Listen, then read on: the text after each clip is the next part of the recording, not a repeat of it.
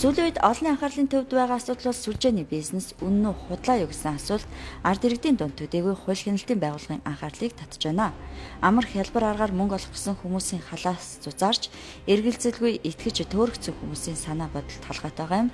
Сүүлийн жилүүдэд түгээмэл болоод байгаа сүлжээний бизнесийг хуулийн дагуу зохион байгуулж байгаа иргэд аж ахуйн нэгж байгууллагууд байдаг. Харин хууль бусаар зохион байгуулвал эрүүгийн хуулийн 148-4 зааснаар онц аюултай гэмт хэрэгтэн зохион байгуулалттай бүлэг гэмт бүлэглэл үйлдсэн түншлэн энэ хэргийн улмаас онцгой хэмжээний хохирол учирсан бол эд хөрөнгийг хурааж 10-аас дээш 15 жил хүртэлх хугацаагаар 20 ял шийтгэн гэж заасан байдаг.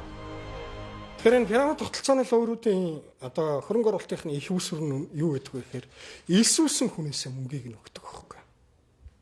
Одоо чинь би эсвэл таныг илсүүлээ гэхэд надад таны мөнгийг өгдөг байхгүй. Энийг банкар шилжүүлэл нэр нь өөрчлөгдөөл ороод ирж байгаас шуутхан л ерөөсөө ажиллаа. Мэдээж араасаа танаас гадна 2 3 4 5 6 хүн ч хийсэлдэг байдаг. Пирамид тогтолцооны луурийнх нь хамгийн аюултай юм нь ерөөсөө л энэ байдаг. Яагаад нурах аюултай гэж нэрлээд байгаа юм бэ гэхээр тэр сүлд илсэн хүмүүс чи юу ч авахгүй. Эхний илсэн хүмүүс чинь олон сая төгрөгийг аваад алгуулад өгт юм аа. Гэтэ хуулийн хяналтын байгууллага нь өстөрөө хэзээ нэгэн цагт олоод авдаг л та. За одоо өнөөдрийн байдлаар тусалтист 2 эрүүгүй иргэд өрдөн байцлалтай ажиллагаа явуулсан шалгагдаж байна. Сүлжээний бизнес гэдэг нэрийн дор одоо бус иргэдээс богино хугацаанд мөнгийг нь өсгөж өгнө, байртаа болгоно, машинтаа болгоно, гадаадад аялуулна гэх зэрэгээр бусдын итгэлийг өвд залин мэхэлж авсан ийм үйлдэл тогтоогдсон шалгагдаж байна. Хүмүүсийн ойлголтоор бол ер нь жоохон буруу талтай юм шиг л шүү дээ.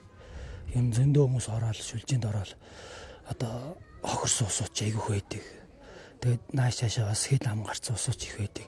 Нэгээ залилсан усууч их байдаг. Тэгэхээр би энэ сүлжээний бизнесийг бол ер нь явуургүй л гэж боддог. Сая ч хүртэл одоо хичнээн хохирлоо гэж бас ярьж лээсэн. Тэрэнд бол энэ их итгэдэггүй шүү дээ. Гэхдээ ер нь аль нэг юу ч хийхгүй гэж мөнгө олно гэдэг чинь угаасаа байж болохгүй шүү дээ. Угаасаа худлаа юмнууд бол угаасаа л нэг уншихад л ойлгомжтой байгаа байхгүй. Тэгэхгүй тэгээд баахан хүн амтан лөө залгаал энэ ингэж ин тэгж ин ч юм уу. Тэгэл ийшээ орохгүй бол ингэж ин тэгж ин гэл баахан юм лөө ингэж залгаал. Тэгэл нөгөөх нь муулангууд өстэй үгүй мөгүй гэл өстэй баахан юм болж байгаа байхгүй. Надад чинь таньдаг хүмүүс ч гэсэн айгүй их тийм байгаа байхгүй. Манай найз одоо ах ихч айгүй олон хүмүүс тэгж байгаа. Тэг үгүй мөгүй гэд хилэнгүүд үгүй энэ чи өстэй ийм тийм ингээл надад хамаг юм рекламдал өстэй орооч гэж гуйж магаад байгаа байхгүй тий. Тийм юм бол угаасаа худлаах. Угаасаа юу ч хийхгүй мөнгө олно гэж байхгүй гэж л бод. Хизээч амар хэлбэр аргаар мөнгө олддог юм аа. Хэрвээ тийм зарлыг гаргаж байгаа юм. Гэхдээ нэг бол мөнгөний мод тарьдаг, эсвэл мөнгө хэвлдэг үйлдвэртэй л болж тарах гэдэг.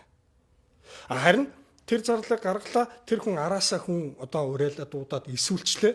Харин тэр хүнд эргээгээд одоо яаж одоо бонус нь орж ирж байгаа юм. Араас нь илсэн хүмүүсийн мөнгийг л өгч байгаа. Ялгаа нь ерөөсөө бараа эргэлтэндээ байна уу? Мөнгөндөө байна уу гэдгээс л ялгаатай. Мөнгнөөс мөнгө орохгүй тодорхой шүү дээ.